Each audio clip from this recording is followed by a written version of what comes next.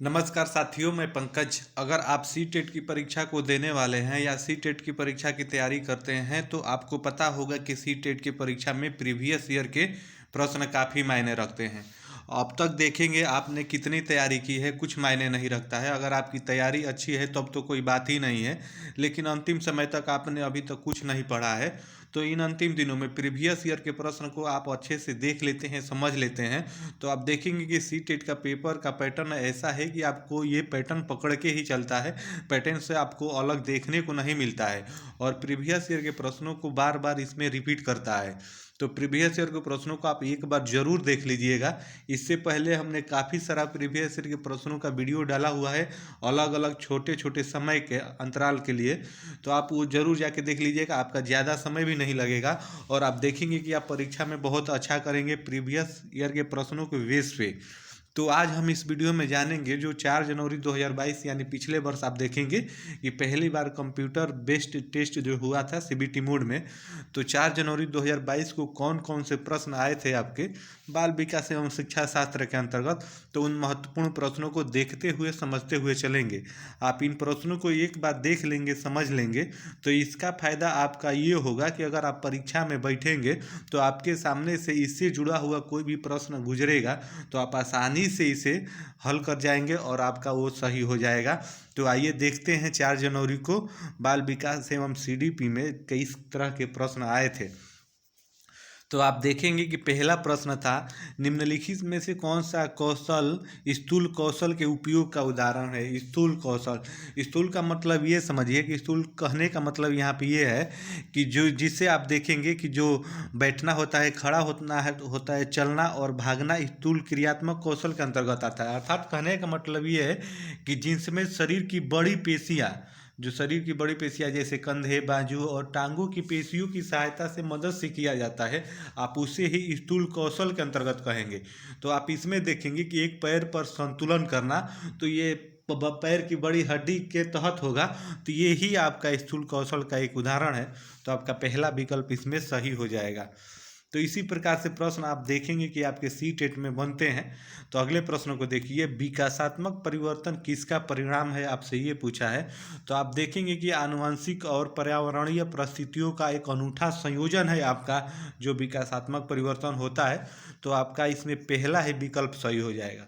तो आप देखेंगे कि इसी प्रकार के प्रश्न आपके सी टेट के अंतर्गत बनते हैं। कोई बड़ी परीक्षा नहीं है, आप अच्छे से एक बार समझ लेते हैं प्रीवियस ईयर के प्रश्नों को खाली, तो आप देखेंगे कि आप बहुत अच्छा करेंगे परीक्षा में। तो आइए अगले प्रश्न को देखते हैं। तो अगले में देखेंगे, आपसे पूछा है 2 वर्ष से 6 वर्ष की अवधि को क्या कहा जाता है। जब बालक 2 से 6 वर्ष की अवधि में रहता है तो उस समय को आपको क्या कहा जाता है, वही आपको बताना है। तो आप देखेंगे कि शैशवावस्था दिया हुआ है, प्रारंभिक बचपन दिया है, मध्य बचपन दिया है, आपका किशोरावस्था दिया हुआ है।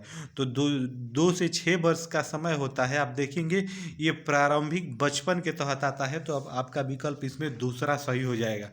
आप देखेंगे प्रीवियस ईयर में इसी प्रकार के प्रश्न आपके बने हुए हैं और यही प्रश्न आप देखेंगे कि बार बार रिपीट भी होगा, ये भी समझ लीजिए।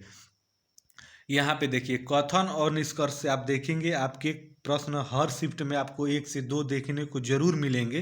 तो आपको कथन निष्कर्ष का जो टॉपिक है आपको एक बार अच्छे से समझ लेना है, देख लेना है अपने हिसाब से, क्योंकि आपके हर शिफ्टों में यहाँ से 1 या 2 प्रश्न देखने को जरूर मिलेंगे। तो आइए इसको देखते हैं और समझते हैं।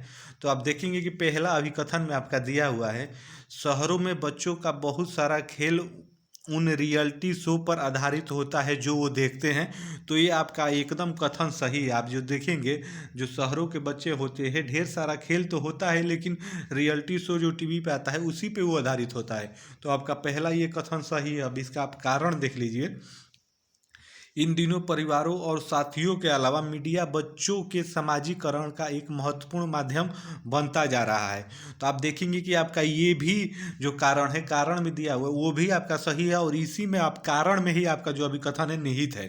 तो इसमें आपका विकल्प होगा ए और आर दोनों सही है और आर आपका सही व्याख्या करता है ए की। तो इसलिए आप देखेंगे कि आपका पहला ही विकल्प सही हो जाएगा। आइए इसी प्रकार से अगले प्रश्न को देखते हैं। तो आप देखेंगे कि इसी प्रकार के प्रश्न आपको देखने को इस बार भी मिलने वाले हैं। आइए इसमें देखते हैं, पियाजे द्वारा अधिगम को सुगम बनाने के लिए निम्नलिखित में से कौन से कारक महत्वपूर्ण माने जाते हैं। आप देखेंगे कि जिन पियाजे से जुड़े हुए प्रश्न आपके हर शिफ्टों में देखने को मिलेंगे। तो जिन पियाजे का वीडियो हमने अलग से सेपरेट बना के अपने चैनल पे डाला हुआ है, तो अभी तक आपने वो वीडियो नहीं देखा है तो आप वहाँ से जाके एक बार ज़रूर देख लीजिएगा। आप एक बार देख लेंगे तो आपसे सारा कंसेप्ट क्लियर हो जाएगा, और जिन पियाजे से जुड़े हुए कितने भी सवाल आपके पेपर में आएंगे तो आप आसानी से उसे हल कर देंगे।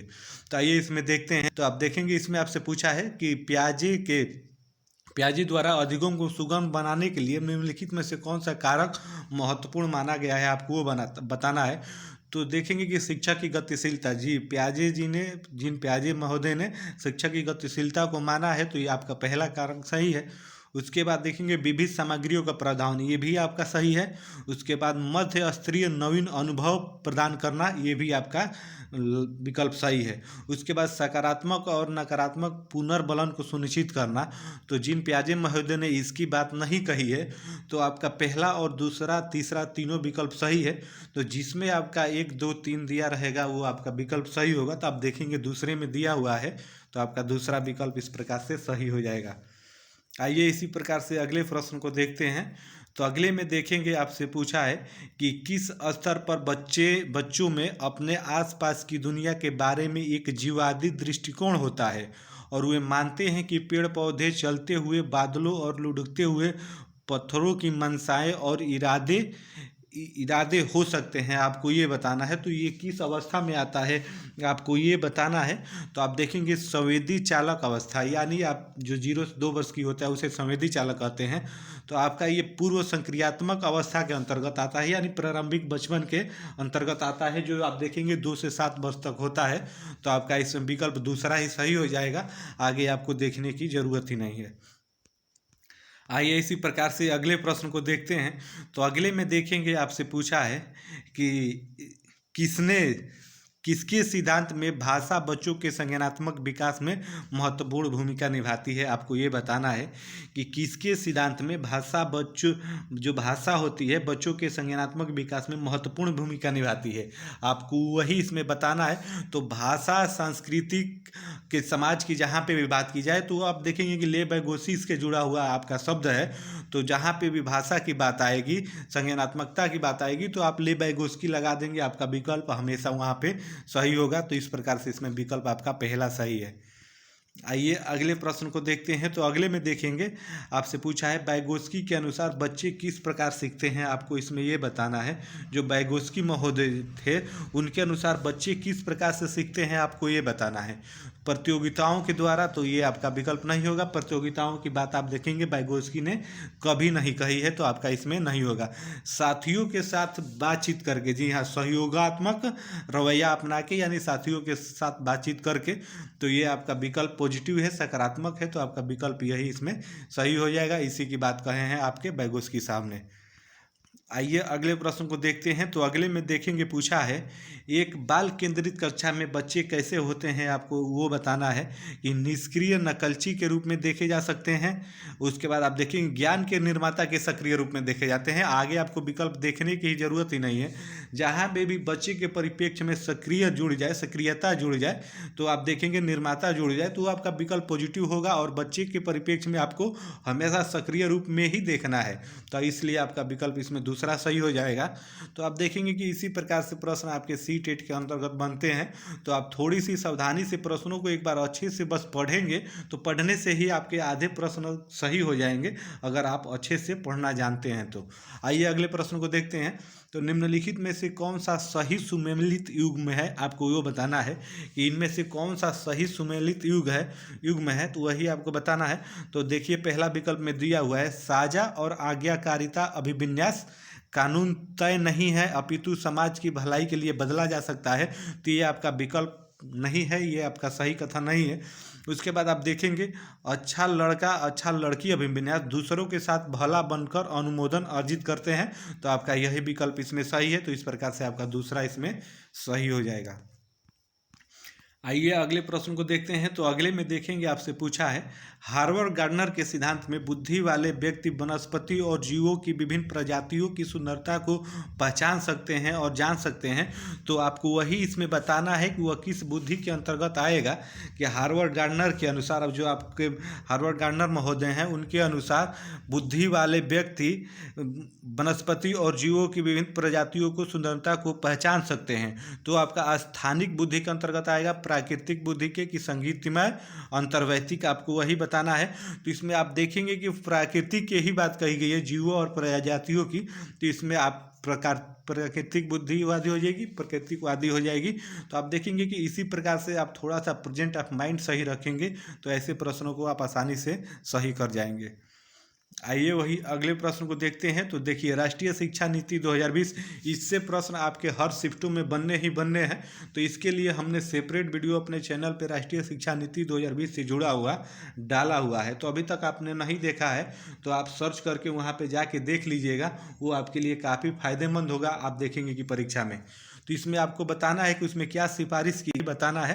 तो इसमें आपको और कुछ देखने की ज़रूरत ही नहीं है। जहाँ पे भी बहुभाषावाद की बात की जाए तो वही आप देखेंगे जो राष्ट्रीय शिक्षा नीति 2020 में उसकी सिफारिश की गई है। तो इसमें आपका विकल्प पहला ही सही हो जाएगा, आगे आपको देखने की ज़रूरत ही नहीं है। आइए वही अगले प्रश्न को देखते हैं। तो अगले प्रश्न में देखेंगे, आपसे पूछा है, एक शिक्षिका यह धारणा रखती है कि लड़के अधिक बुद्धिमान और जोखिम लेने वाले होते हैं और लड़कियां आज्ञाकारी और ईमानदार होती हैं। उनके अनुसार व्यवहार करती है, यह किसका उदाहरण है, आपको ये बताना है। तो आप देखेंगे पढ़ने से ही जहाँ लड़के और लड़कियों में पक्षपात की जाए तो आप देखेंगे कि वो जेंडर पक्षपात के अंतर्गत आ जाएगा। तो उसमें और आपको कुछ देखने की ज़रूरत ही नहीं है। तो ये आपका पहला ही विकल्प इसमें सही हो जाएगा, जेंडर पक्षपात। उसके बाद आइए अगले प्रश्न को देखते हैं। तो अगले में देखेंगे, आपसे कथन निष्कर्ष, मैंने पहले ही बताया कि कथन निष्कर्ष से प्रश्न आपके हर शिफ्टों में देखने को मिलेंगे। तो कथन निष्कर्ष को आप एक बार अच्छे से देख लीजिएगा, समझ लीजिएगा, क्योंकि हर शिफ्ट में इससे प्रश्न आपके बनेंगे और देखने को मिलेंगे। तो आइए इसको देखते हैं। तो कथन में देखेंगे, दिया हुआ है, शिक्षकों को बच्चों का आकलन करने के लिए विभिन्न प्रकार के आकलन तकनीकी और विधियों का प्रयोग करना चाहिए। तो ये आपका सही है। जो बच्चों का आकलन करना होगा तो आपको अलग अलग तरह की विधियाँ, अलग अलग तरह की तकनीकी को अपनाना चाहिए, प्रयोग करना चाहिए। तो ये आपका कथन सही है। आइए इसका कारण देखते हैं। कोई भी एक मूल्यांकन तकनीकी बच्चों की प्रगति और विकास के क्षेत्रों में के बारे में जानकारी प्राप्त करने में सक्षम नहीं है। ये भी आपका बात यहाँ पे सही है। और आप देखेंगे कि जो आपका कारण है, कारण में ही आपका जो अभिकथन दिया है वो निहित है। तो इस प्रकार से आपका ए और आर दोनों सही है। आप देखेंगे कि आर सही व्याख्या करता है आपके अभिकथन की, यानी ए की। तो आपका पहला ही विकल्प इसमें सही हो जाएगा। आइए वही अगले प्रश्न को देखते हैं। तो अगले प्रश्न में देखेंगे, आपसे पूछा है यहाँ पे कि निम्नलिखित में से कौन सी स्थिति सीखने के लिए आकलन को नहीं दर्शाती है। आपको ये बताना है वो कौन सी स्थिति है जो सीखने के लिए आकलन को नहीं दर्शाती है।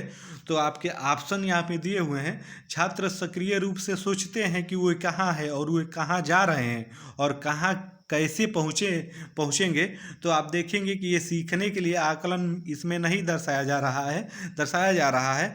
तो आपका ये विकल्प नहीं होगा, क्योंकि ये आपका विकल्प सही है। तो ये सही आपसे नहीं पूछा है तो आप सही नहीं होगा। तो उसके बाद आइए अगले को देखते हैं।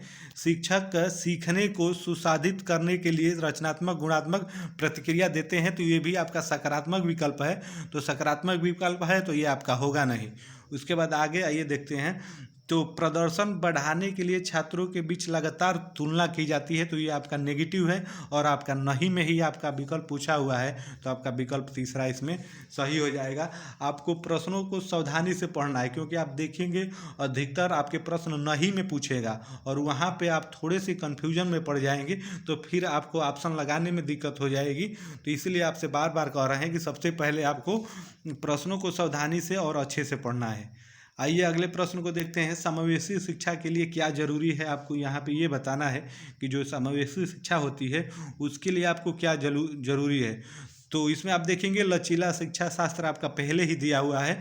तो आगे आपको ऑप्शन कोई देखने की ज़रूरत ही नहीं है।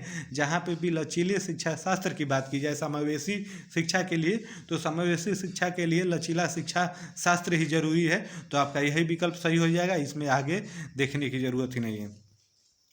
आइए वही अगले प्रश्न को देखते हैं। तो अगले में देखेंगे, आपसे पूछा है कि निम्नलिखित में से कौन सी दिव्यांगता सामाजिक संचार को चुनौती का कारण बनती है। आपको इसमें से ये बताना है कि निम्नलिखित में से कौन सी दिव्यांगता सामाजिक संरचना में चुनौतियों का कारण बनती है। तो आपको इसमें से यही चुनना है। तो आप देखेंगे कि आपके पहले ही विकल्प में दिया आत्मकेंद्रियता और स्वलीनता, यही आपकी दिव्यांगता में सामाजिक संरचना के लिए आप देखेंगे कारण बनती है। तो आपका पहला ही इसमें विकल्प आपका सही हो जाएगा। तो आगे आइए देखते हैं अगले प्रश्न को। तो अगले में देखेंगे, आपसे पूछा है कि निम्न में से कौन सा सुविधाहीन और वंचित समूहों के शिक्षार्थियों को शामिल करने में मदद करता है। आपको इसमें ये बताना है कि निम्न में से कौन सा सुविधाहीन और वंचित समूहों के शिक्षार्थियों को शामिल करने में मदद करता है। तो आप देखेंगे कि विविधता को महत्व, जी हाँ, पहला ही विकल्प आपका सही हो जाएगा। आगे इसमें भी आपको देखने की ज़रूरत ही नहीं है, क्योंकि विविधता का आप महत्व देंगे ज़्यादा से ज़्यादा, तो जो वंचित समूह के बालक रहेंगे वो भी शामिल होंगे। तो इस प्रकार से आपका पहला ही विकल्प इसमें सही हो जाएगा। आइए अगले प्रश्न को देखते हैं। तो अगले में देखेंगे, आपसे पूछा है सामग्री को कई तरीकों से प्रस्तुतिकरण करने के लिए प्रावधान से निम्नलिखित में से किसका समावेशन में मदद मिलेगी। आपको ये बताना है कि जो सामग्री को कई तरीकों से प्रस्तुतिकरण करने के प्रावधान से निम्नलिखित में से किसके समावेशन में मदद मिलेगी, आपको वही बताना है। तो पहला देखेंगे, श्रवण बाधित छात्र आपका दिया हुआ है। इस श्रवण बाधित छात्र, तो आपका जी हाँ, ये आपका सही है, ये आपका होगा। उसके बाद दृष्टिबाधित छात्र, ये भी छात्र होंगे। अधिगम कठिनाई महसूस करने वाले छात्र, ये भी छात्र होंगे समावेशन में, इनको भी मदद मिलेगी। उसके बाद गतिमान दिव्यांगता वाले छात्र, तो ये सारे छात्रों को आप देखेंगे, आप सामग्री के कई तरीके से प्रस्तुतिकरण प्रस्तुत करेंगे तो इन सबको मदद मिलेगी। तो जिनमें आपका चारों दिया रहेगा तो वही आपका विकल्प सही होगा। तो आप देखेंगे कि चौथे विकल्प में चारों दिया हुआ है, 1 2 3 4, तो आपका चौथा विकल्प इसमें सही होगा। आइए अगले प्रश्न को देखते हैं। तो अगले में देखेंगे, आपसे पूछा है कि निम्नलिखित में से कौन सा विकल्प दी गई दिव्यांगता और संबंधित छात्रों के समावेशन हेतु यथोचित संयोजन रणनीति का सही युग्म है। आपको इसमें से ये बताना है। तो आप देखेंगे कि आपका पहला ही दिया हुआ है गुणज वैकल्य कैलकुलेटर का प्रावधान। तो गुणज वैकल्य में आप देखेंगे कैलकुलेटर का प्रावधान ही सही युग्म है, क्योंकि गुणज वैकल्य गणित से जुड़ा हुआ है और गणित आपका कैलकुलेटर से जुड़ा हुआ है। तो पहला ही विकल्प आपका सही है, आगे इसमें भी आपको देखने की ज़रूरत ही नहीं है। आइए अगले प्रश्न को देखते हैं। तो अगले में देखेंगे, आपसे पूछा है कि प्रारंभिक कक्षाओं में शिक्षण अधिगम प्रक्रिया के लिए निम्नलिखित में से कौन सा दृष्टिकोण सबसे बेहतर है। आपको वो बताना है। प्रारंभिक कक्षाओं में शिक्षण अधिगम प्रक्रिया के लिए निम्नलिखित में से कौन सा दृष्टिकोण सबसे बेहतर है, आपको वो बताना है। बिना समझे नकल करना, तो ये आपका सबसे बेहतर नहीं है, आप खुद समझ सकते हैं। उसके बाद करके सीखना, जी हाँ, आप बच्चों को ज़्यादा से ज़्यादा प्रोत्साहित करेंगे करके सीखने के लिए, तो यही दृष्टिकोण आप देखेंगे बच्चों को बेहतर बनाने के लिए ज़रूरी है। तो आपका करके सीखना दूसरा ही विकल्प इसमें सही हो जाएगा। आइए वही अगले प्रश्न को देखते हैं। यहाँ पे देखिए कथन निष्कर्ष और आ गया एक। तो हम आपसे बार बार कह रहे हैं कि कथन निष्कर्ष के प्रश्नों को आप एक बार अच्छे से देख लीजिएगा, समझ लीजिएगा, क्योंकि आपके हर शिफ्टों में इससे 2 से 3 प्रश्न जरूर देखने को मिलेंगे। तो ये काफ़ी महत्वपूर्ण हो जाता है आपके लिए। तो आइए इसमें देखते हैं, अधिगम के लिए विद्यालय के सामाजिक अवसरों में भागीदारी महत्वपूर्ण है। जी हाँ, आपका विकल्प कथन ये सही है। उसके बाद तर्क देखिए, अधिगम मुख्य रूप से एक सामाजिक क्रिया है। जी हाँ, अधिगम जो होती है आपके मुख्य रूप से सामाजिक के अंतर्गत ही होती है, तो सामाजिक क्रिया के अंतर्गत आ जाएगी। और आप देखेंगे कि जो पहला कथन दिया हुआ है, जो आपका अभिकथन दिया हुआ है, वो तर्क में ही निहित है। तो इसमें भी ए और आर आपका दोनों सही होगा, और आर में ही निहित ए है, तो आप आर देखेंगे सही व्याख्या करता है, एक ही विकल्प पहला ही सही हो जाएगा। आइए वही अगले प्रश्न को देखते हैं। तो अगले में देखेंगे, आपसे पूछा है कक्षा की गतिविधियों को सार्थक बनाने के लिए एक शिक्षिका को क्या करना चाहिए। आपको ये बताना है कि कक्षा की गतिविधियों को सार्थक सुचारू रूप से बनाने के लिए एक शिक्षिका को क्या करना चाहिए। तो आप देखेंगे कि आपके ऑप्शन दिए हुए हैं, उसे असंबंधित खंडों में विभाजित करना चाहिए। तो असंबंधित खंडों में आप कभी विभाजित करेंगे तो आप गतिविधि को सार्थक नहीं बना पाएंगे। तो आपका पहला विकल्प आप देखेंगे गलत हो जाएगा। उसके बारे में अस्पष्ट निर्देश, अस्पष्ट कुछ नहीं होता है, अस्पष्ट आप देखेंगे नकारात्मक है, तो आप पढ़ेंगे तुरंत गलत काटेंगे। उसके बाद देखेंगे अगले विकल्प में उन्हें संदर्भहीन दिया है, तो आगे पढ़ने की जरूरत ही नहीं है, संदर्भहीन ही दे दिया तो वो आपका सार्थक अधिगम नहीं होगा, तो पहले ये भी विकल्प गलत है। अगले में देखेंगे उन्हें उचित संदर्भ में स्थित करना, ये आपका विकल्प सही है, क्योंकि आप देखेंगे बच्चे को उचित संदर्भ में स्थित रखेंगे तभी जाके आप देखेंगे बच्चे अधिगम कर पाएंगे, तो आपका विकल्प इसमें चौथा सही हो जाएगा। आइए वही अगले प्रश्न को देखते हैं। तो अगले में देखेंगे आपसे पूछा है कि निम्नलिखित में से कौन सी शैक्षणिक पद्धति शिक्षण अधिगम प्रक्रिया में सकारात्मकता योगदान नहीं देती है, अर्थात आपको इसमें नेगेटिव में बताना है, नकारात्मक में बताना है। तो आपको यही ऐसे प्रश्न जहाँ पे भी नहीं में दिखे उसको आपको सावधानी से पढ़ना है, तभी आप देखेंगे ऐसे प्रश्नों का जवाब सही दे पाएंगे, वरना आप तेजी में हड़बड़ी में पढ़ेंगे तो फिर ऐसे प्रश्न आपके देखेंगे गलत हो जाएंगे। तो आइए देखते हैं विकल्प को। आवश्यकता अनुसार पाठ्यचर्या अनुकूलन, तो ये आपका पॉजिटिव है, तो पॉजिटिव में नहीं पूछा है तो ये आपका विकल्प होगा नहीं। उसके बाद छात्रों के लिए अनुभवात्मक शिक्षण, तो ये भी आपका पॉजिटिव है, तो पॉजिटिव नहीं पूछा है तो ये भी आपका विकल्प होगा नहीं। पाठ्यचर्या नियोजन में नवाचार, आपको बच्चों को नवाचार के माध्यम से सिखाना है, तो आप देखेंगे कि ये भी आपका पॉजिटिव है, तो पॉजिटिव यानी सकारात्मक नहीं पूछा है तो ये आपके विकल्प नहीं होगा। तो जब आपके 3 विकल्प नहीं होंगे तो चौथा के लिए आपको पढ़ने की ज़रूरत ही नहीं है, चौथा आप आसानी से लगा देंगे तो वो विकल्प आपका सही हो जाएगा। आइए अगले प्रश्न को देखते हैं। तो यहाँ पे देखिए कथन निष्कर्ष का एक और प्रश्न आ गया, तो इसमें आइए देखते हैं। तो देखेंगे दिया हुआ है आपका कि एक शिक्षक द्वारा पढ़ाए जाने वाले विषय वस्तु को छात्रों के दैनिक जीवन के अनुभवों से जोड़ना चाहिए। तो ये आप जो बच्चे को पढ़ाएंगे प्राथमिक स्तर पे, तो जो दैनिक जीवन उनके आसपास बच्चे के परिवेश में जो घट रहा है अगर उससे रिलेट करके उससे जोड़ के आप बच्चों को बताएंगे तो बच्चे आप देखेंगे रोचकता से रुचि से सुनेंगे, तो ये आपका अभिकथन सही है। आइए उसका तर्क देख लेते हैं।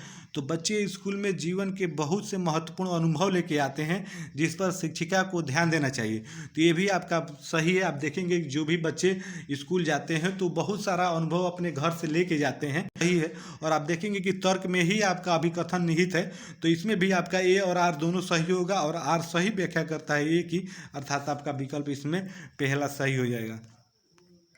आइए अगले प्रश्न को देखते हैं। तो अगले में देखेंगे आपसे पूछा है निम्नलिखित में से कौन से शिक्षार्थियों को उनके सीखने का स्वयं मूल्यांकन करने और उनकी समझ को जांच करने में मदद करता है। आपको यही इसमें बताना है कि निम्नलिखित में से कौन शिक्षार्थियों को उनके सीखने का स्वयं मूल्यांकन करने में उनकी समझ की जांच करने में मदद करता है। तो आप देखेंगे कि आपके ऑप्शन यहाँ पे दिए हुए हैं। विस्मरण, तो विस्मरण आपका मूल्यांकन में मदद नहीं करता है, तो ये आपका होगा नहीं। अनुकृति कुछ होता नहीं है। अधिसंज्ञान, अधिसंज्ञान की जहाँ पे भी बात की जाए तो आप देखेंगे सीखने में स्वयं के मूल्यांकन में ये काफ़ी मददगार साबित होता है, तो आपका विकल्प इसमें तीसरा सही हो जाएगा। आइए वही अगले प्रश्न को देखते हैं। तो अगले में देखेंगे बच्चों में भ्रांतियाँ होना है, आपको ये बताना है। असमान की होगा नहीं, असमान कुछ होता नहीं है, तो असमान की बात ही नहीं है। अप्राकृतिक ये भी आपका नहीं होगा। प्राकृतिक, जो बच्चे में भ्रांतियाँ होती है, बच्चे गलतियाँ करते हैं तो वो प्राकृतिक है, क्योंकि बच्चे हैं उनका दिमाग ज़्यादा चलता है। बच्चा एक छोटा नन्हा वैज्ञानिक होता है तो उनका दिमाग प्राकृतिक रूप से चलता है, तो इसमें आपका प्राकृतिक ही सही हो जाएगा। आइए वही अगले प्रश्न को देखते हैं। तो अगले में देखेंगे आपसे पूछा है कि एक विद्यार्थी जो अधिगम असहायकता महसूस कर रहा है वह सीखने में क्या दिक्कत आ रही है, आपको वही बताना है कि एक विद्यार्थी जो अधिगम असहायता महसूस कर रहा है तो सीखने में बेहद उत्साह दिखाएगा। तो ये ऐसा करेगा नहीं। जो देखेंगे कि असहज महसूस कर रहा है तो उत्साह कैसे दिखाएगा, वो सबसे पीछे बैठेगा और उसे कोई रुचि नहीं रहेगी क्लास में, तो ये आपका पहला विकल्प ऐसे नहीं होगा। उसके बाद महारत उन्मुक्त लक्ष्यों पर ध्यान, जो आप देखेंगे कि असहायक है, असहाय महसूस कर रहा है तो वो लक्ष्य की तरफ ध्यान ही उसका नहीं रहेगा, तो आपका ये भी विकल्प नहीं होगा। उसके बाद आप देखेंगे कि प्रदर्शन उन्मुख लक्ष्यों पर ध्यान, तो ये भी आपका नहीं होगा, क्योंकि ये भी आपका देखेंगे पॉजिटिव है, सकारात्मक रूप में है, और वो जब सकारात्मक बच्चा है ही नहीं तो विकल्प कैसे होगा। शैक्षणिक गतिविधियों से अलगाव रखेगा, जी हाँ। आप देखेंगे आपका नेगेटिव आ गया, नेगेटिव में प्रश्न ही पूछा है तो आपका यही विकल्प इसमें सही होगा। आइए वही अगले प्रश्न को देखते हैं। तो अगले में देखेंगे आपसे पूछा है निम्नलिखित निम्नलिखित में से कौन सा आंतरिक प्रेरणा का उदाहरण है, आपको ये बताना है कि निम्नलिखित में से कौन सा आंतरिक प्रेरणा का उदाहरण है। आंतरिक मतलब स्वयं से वो प्रेरित है, वो आपको उदाहरण बताना है। तो रुचि के कारण एक नई भाषा सीखना, जी हाँ, जो देखेंगे इसमें आंतरिक प्रेरणा खुद से होगी। जब आपको रुचि रहेगी तो आप नई भाषा आसानी से सीख लेंगे। तो आपका पहला ही विकल्प इसमें सही है, आपको आगे देखने की ज़रूरत ही नहीं पड़ेगी। आइए वही अंतिम प्रश्न को देख लेते हैं। तो अंतिम प्रश्न में देखेंगे, आपसे पूछा है अधिगम को प्रभावित करने वाले निम्नलिखित में से कौन सा कारक पर्यावरणीय कारक है। आपको ये बताना है कि अधिगम को प्रभावित करने वाले निम्नलिखित में से कौन सा कारक पर्यावरणीय कारक है। तो आप देखेंगे आगे ऑप्शन दिया हुआ है। रवैया तो ये आपका होगा नहीं पर्यावरणीय कारक। प्रेरणा भी आपका पर्यावरणीय कारक के अंतर्गत नहीं आता है। अभिव्यक्ति लक्ष्य कुछ नहीं, लक्षण कुछ नहीं होता है। आपका विद्यालय दिया हुआ है तो विद्यालय आपका विकल्प सही हो जाएगा। तो आप देखेंगे कि इसी प्रकार के प्रश्न जो आपके 4 जनवरी को पेपर हुआ था ऑनलाइन मोड में, तो ये ऐसे ही प्रश्न आए थे। और आप देखेंगे कि इसी से जुड़े हुए प्रश्न आपको इस बार भी देखने को मिलेंगे, थोड़े से लैंग्वेज को बदल के। तो अभी तक आपने थोड़ा भी पढ़ाई नहीं किया है तो प्रीवियस ईयर के प्रश्नों को एक बार अच्छे से आप देख लीजिएगा। हमने सारा प्रीवियस ईयर के प्रश्नों को कवर किया है अपने चैनल पे, छोटे छोटे वीडियो बना के। तो आप अभी तक वहाँ नहीं देखे हैं तो एक बार ज़रूर जाके देख लीजिएगा, आपके लिए काफ़ी फ़ायदेमंद होगा वो। तो फिर मिलते हैं नेक्स्ट वीडियो में प्रीवियस ईयर के प्रश्नों के साथ। तो तब तक के लिए आप सभी को जय हिंद, धन्यवाद।